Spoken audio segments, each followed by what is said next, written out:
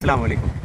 ഇന്നിപ്പോൾ ലക്ഷദ്വീപിൽ ഏറ്റവും കൂടുതൽ ചർച്ച ചെയ്തുകൊണ്ടിരിക്കുന്ന ഒരു കാര്യമാണ് Lakshadweep M P advocate Hamdullah സയ്യിദിനെ NCPS എന്ന് പറയുന്ന ഒരു പാർട്ടി അദ്ദേഹത്തെ നിരന്തരം ആക്രമിച്ചുകൊണ്ടിരിക്കുന്ന ഒരു കാര്യമാണ്, അദ്ദേഹത്തിൻ്റെ ധൈര്യത്തെ ചോദ്യം ചെയ്തുകൊണ്ട്. എന്നാൽ 2014 മുതൽ 2024 വരെ ഉണ്ടായിരുന്ന അന്നത്തെ ലക്ഷദ്വീപ് MPയെ അദ്ദേഹത്തിൻ്റെ പോരായ്മകൾ ലക്ഷദ്വീപിലെ ജനങ്ങൾ മുഴുവൻ തിരിച്ചറിഞ്ഞ് അദ്ദേഹത്തെ പരാജയപ്പെടുത്തി ലക്ഷദ്വീപിലെ ജനങ്ങൾ ഇന്ത്യയുടെ പാർലമെൻറ്റിലേക്ക് തിരഞ്ഞെടുക്കപ്പെട്ട ഒരു വ്യക്തിയാണ് അഡ്വക്കേറ്റ് ഹംദുള്ള സയ്യിദ്. അത് ഹംദുള്ള സയ്യിദിൻ്റെ കഴിവ് തിരിച്ചറിഞ്ഞുകൊണ്ട് തന്നെയാണ് ലക്ഷദ്വീപിലെ ജനങ്ങൾ ബഹുമാനായ ഹംദുള്ള സയ്യിദിനെ വീണ്ടും ലക്ഷദ്വീപിൻ്റെ MP ആയി കൊണ്ടുവന്നത്. ഇന്ന് ബിത്രയുടെ വിഷയത്തിൽ കൃത്യമായ നിലപാട് എന്താണ് എന്നുള്ളത് സോഷ്യൽ മീഡിയയിലൂടെ ലക്ഷദ്വീപിലെ ജനങ്ങളുടെ ഭാഗത്ത് നിന്നുകൊണ്ട് ലക്ഷദ്വീപിൻ്റെ പ്രതിനിധി എന്നുള്ള നിലക്ക് അദ്ദേഹത്തിൻ്റെ നിലപാട് വ്യക്തമാക്കിയതാണ്. എന്നാൽ ചില ചന്ദ്രപ്പ ഭക്തന്മാരും അദ്ദേഹത്തിൻ്റെ അവരുടെ തന്നെ വിദ്യാർത്ഥി സംഘടനയായ LSA എന്ന് പറയുന്ന ഒരു ഈക്കിലെ സംഘടനയും ഇന്ന് തെരുവുകളിൽ നടത്തിക്കൊണ്ടിരിക്കുന്ന നാടകങ്ങൾ നമ്മൾ ഓരോരുത്തരും കാണുന്ന ഒരു കാര്യമാണ്. അതിൽ നിന്ന് നമ്മൾ മനസ്സിലാക്കേണ്ടത് കഴിഞ്ഞ 10 വർഷത്തിനിടയ്ക്ക് ലക്ഷദ്വീപിൽ നിന്നും നഷ്ടപ്പെട്ട ഓരോ ആനുകൂല്യങ്ങളും ലക്ഷദ്വീപുകാരൻ അനുഭവിച്ചു കൊണ്ടിരുന്ന ഓരോ കാര്യങ്ങളും നമ്മുടെ കൺമുമ്പിൽ നിന്ന് എടുത്തു മാറ്റിയപ്പോഴും ഒന്ന് പ്രതികരിക്കാനോ ഒന്ന് സംസാരിക്കാൻ പോലും കഴിവില്ലാത്ത ഒരു വ്യക്തിയായിരുന്നു നിങ്ങൾ അന്ന് ഉയർത്തിപ്പിടിച്ച് നിന്നത്. എന്തിനധികം പറയുന്നു, പ്രഫുൽ ഗോഡ പട്ടേൽ എന്ന് പറയുന്ന ലക്ഷദ്വീപ് അഡ്മിനിസ്ട്രേറ്റർക്കെതിരെ അന്ന് വർഷം 2022 മാർച്ച് 21 സെക്രട്ടേറിയറ്റിലേക്ക് ഒരു സമരം വിളിച്ചു ചേർക്കുകയും മുഴുവൻ നാടുകളിൽ നിന്നും MPക്ക് വേണ്ടി അദ്ദേഹത്തിൻ്റെ പാർട്ടി നേതാക്കന്മാർ ഇവിടുന്ന് കപ്പൽ കയറിപ്പോയി. തലേ ദിവസം അന്നത്തെ അഡ്മിനിസ്ട്രേറ്റർ ഇന്നത്തെയും അഡ്മിനിസ്ട്രേറ്ററായ സാക്ഷാൽ പ്രഫുൽ ഗോഡ പട്ടേൽ ആ സെക്രട്ടേറിയറ്റിൻ്റെ പരിസരം മുഴുവനും 144 ഡിക്ലെയർ ചെയ്യുകയാണ്.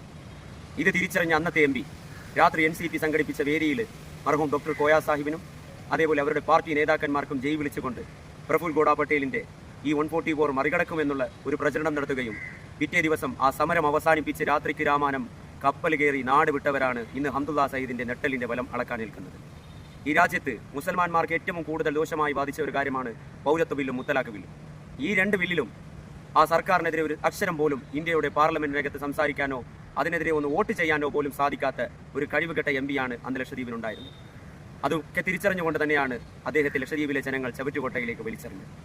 എന്നാൽ ഒന്നിനും കഴിയാത്ത ഒരുത്തനെ വീണ്ടും പൊക്കിപ്പിടിച്ച് ലക്ഷദ്വീപിലെ ജനങ്ങളുടെ കണ്ണിലേക്ക് പൊടിയിടാൻ വേണ്ടി എൻ്റെ NCP ഭക്തന്മാരും LSAൻ്റെ കുഞ്ഞാടുകളും നിങ്ങൾ വല്ലാതെ വെപ്രാളം കൂടുന്നുണ്ട് എങ്കിൽ ഇത് ഹംദുള്ള സയ്യിദാണ്, നെട്ടലുള്ള നായകനാണ്. അതുകൊണ്ട് തന്നെയാണ് കൃത്യസമയങ്ങളിൽ അദ്ദേഹത്തിൻ്റെ നിലപാടുകൾ എന്താണ് എന്നുള്ളത് ലക്ഷദ്വീപിലെ ജനങ്ങൾക്ക് മുമ്പിൽ വിളിച്ചു പറയുകയും സോഷ്യൽ മീഡിയയിലൂടെ അദ്ദേഹത്തിൻ്റെ നിലപാട് കൃത്യമായി അറിയിക്കുകയും ചെയ്തത്.